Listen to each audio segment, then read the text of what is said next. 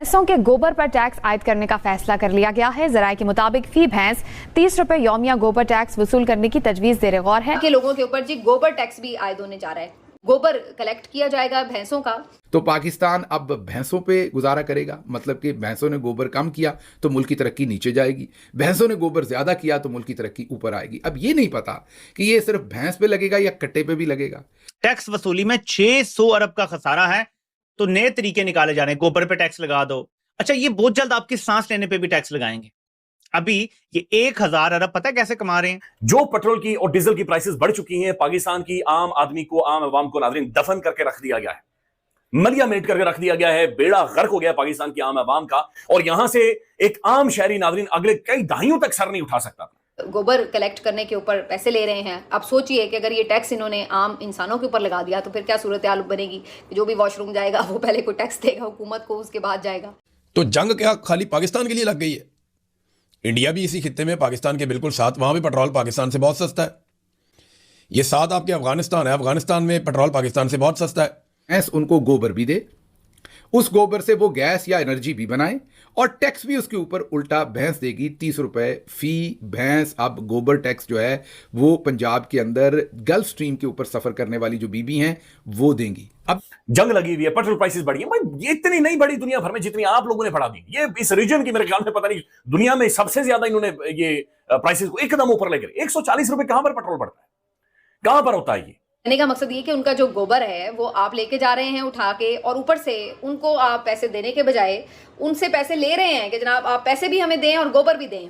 देखें ना जंग कितनी बुरी है, कितने बुरे वक्त पर लगी, लेकिन अगर ना लगती तो पाकिस्तान को इन्होंने नंबर 1 बनाने वाले थे माशी तौर पर। बस जंग ने आके बीच में आप ये कहिए कि बम चला दिया। और नमस्कार दोस्तों, जय हिंद। जैसा कि आपने क्लिप में देखा, पेट्रोल डीजल खत्म हुआ तो अब पाकिस्तान की गवर्नमेंट ने पाकिस्तान को बचाने के लिए गोबर टैक्स का ऐलान कर दिया है, और गाय भैंस को गोबर करने के लिए पाकिस्तानी गवर्नमेंट को टैक्स देना पड़ेगा। ये खबर आते ही पूरी दुनिया में पाकिस्तान का मजाक बनने लगा है, और खुद पाकिस्तानी मीडिया इसका मजाक उड़ा रहे हैं और बोल रहे हैं कि अब भैंस का गोबर डिसाइड करेगा कि पाकिस्तान के इकोनॉमी का ग्राफ ऊपर जाएगा या नीचे। यानी भैंस गोबर कम करती है तो पाकिस्तान की इकोनॉमी नीचे जाएगी। दरअसल पाकिस्तानी अखबार डेली टाइम्स की रिपोर्ट के मुताबिक मरियम नवाज की सरकार हर गाय और भैंस पर रोजाना 30 पाकिस्तानी रुपए फीस देने का नियम बना रही है। सरकार इस कदम को ग्रीन एनर्जी के रूप में पेश किया है। सरकार का कहना है कि इस पैसे का इस्तेमाल गोबर इकट्ठा करना, कचरा मैनेजमेंट और बायोगैस प्लांट चलाने के लिए किया जाएगा, ताकि पर्यावरण को भी फायदा हो। इतनी ज्यादा गाय भैंसों का रोजाना कितना गोबर निकल रहा है, इसे ठीक ठीक नापना लगभग नामुमकिन है। इसी वजह से सरकार ने प्रति पशु तय दर से फीस वसूली का मॉडल अपनाने का फैसला किया है। डिक्टेटर की तरह, हर आर्मी चीफ की तरह इन्होंने भी हमसे झूठ बोला था कि 1 साल के अंदर मैं यहां मईशत, जो पाकिस्तान की इकॉनमी है, मईशत है, उसमें झंडे गाड़ दूंगा। और वो जो झंडे गाड़ रहे हैं वो इस खबर में भी आपको नजर आ रहे हैं और अगली खबर में भी आपके सामने रखेंगे। आपको याद होगा पिछली बार भी जब इन्होंने पेट्रोल की कीमत बढ़ाई थी तो साथ अजाफी टैक्स भी बढ़ाया था। दुनिया के तमाम मुल्कों से खबरें आ रही हैं कि सब मुल्कों ने टैक्स कम कर दिया है, क्योंकि आलमी मार्केट में तेल की कीमतें बढ़ रही हैं और पूरी दुनिया जो है वो टैक्स की मद में अपने शहरियों को रिलीफ दे रही है, और ये सोच रही है कि जब तक ये जंग 2-3 महीने चलेगी हम अपने शहरियों को कुछ रिलीफ देंगे। इंडिया से लेके तमाम मुल्कों ने टैक्स की शरह को कम किया है। हमारे यहाँ इस चीज़ को भी बहाना जानकर, मेन इस चीज़ को भी एक अपॉर्चुनिटी के तौर पर इस्तेमाल किया गया है।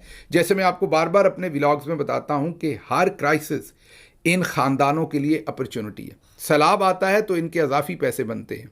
आपके यहाँ बिजली की कमी होती है तो ये उस क्राइसिस को अपॉर्चुनिटी के तौर पर इस्तेमाल करते हैं, और महंगे बिजली घरों के उस वक्त, क्योंकि आपको गर्मी लग रही होती है, आपके पास बिजली नहीं होती, आपके बच्चे बिलक रहे होते हैं, तो आप तैयार होते हैं और ये उस क्राइसिस को अपॉर्चुनिटी के तौर पर इस्तेमाल करके आपके जिस्म से अजाफी खून निकालते हैं।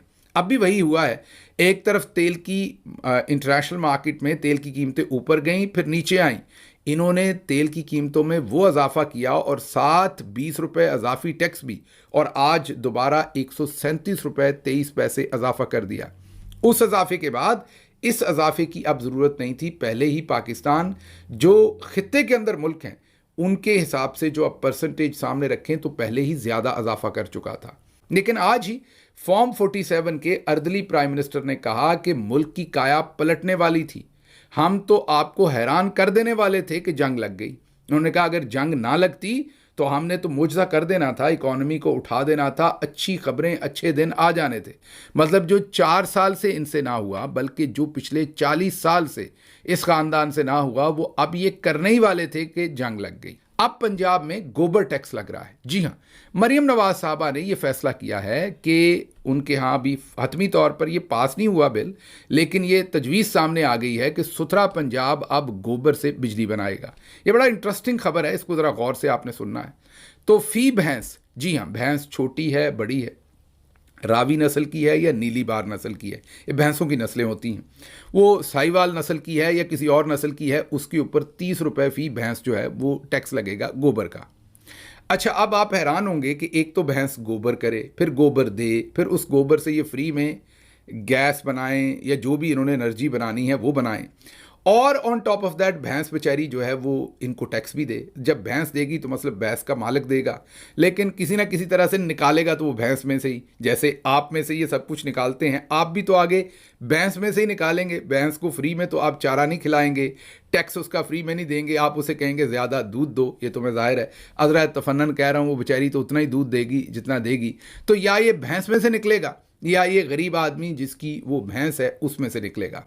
लेकिन मरियम नवाज साहबा ने अब ये फैसला किया है कि भैंस उनको गोबर भी दे, उस गोबर से वो गैस या एनर्जी भी बनाए, और टैक्स भी उसके ऊपर उल्टा भैंस देगी 30 रुपये फ़ी भैंस। अब गोबर टैक्स जो है वो पंजाब के अंदर गल्फ स्ट्रीम के ऊपर सफ़र करने वाली जो बीबी हैं वो देंगी। अब तो पाकिस्तान अब भैंसों पे गुजारा करेगा, मतलब कि भैंसों ने गोबर कम किया तो मुल्क की तरक्की नीचे जाएगी, भैंसों ने गोबर ज़्यादा किया तो मुल्क की तरक्की ऊपर आएगी। अब ये नहीं पता कि ये सिर्फ भैंस पे लगेगा या कट्टे पे भी लगेगा। मेरा मतलब है कि भैंस के साइज़ भी मुख्तलिफ होते हैं, ज़ाहिर है, और अगर किसी की भैंस ने ज़्यादा गोबर कर दिया तो उसका क्या बनेगा, किसी ने कम किया तो क्या उसके लिए वो कंसेशन फॉर्म होगा कि आप भर के जमा करवाएंगे कि मेरी भैंस आजकल कम गोबर कर रही है, या कोई उनके पीछे पैम्पर्स लगाए जाएंगे। मतलब ये अभी तक इसके जो खदोखाल हैं इस पूरे प्रोजेक्ट के वो सामने नहीं है। कि गाय के गोबर पर भी टैक्स लगने जा रहा है, 30 रुपए गाय के गोबर पर भी टैक्स लगने जा रहा है। एक और टैक्स की बात हो रही है, और आई थिंक ये यूट्यूब के ऊपर ही लगाया जा रहा है। वैसे तो सारी दुनिया में यूट्यूबर से टैक्स लिया जाता है, पाकिस्तान ही वाहिद मुल्क है जो इसको रेमिटेंस समझ के शायद किसी को टैक्स नहीं वसूल करता। तो अब टैक्स ये लगाया जा रहा है कि हर 1000 व्यूज पर 195 रुपए ये हर यूट्यूबर देगा। आई थिंक ये इसी किस्म का कोई टैक्स आ रहा है। ये करना क्यों पड़ रहा है ये जरा समझ लें।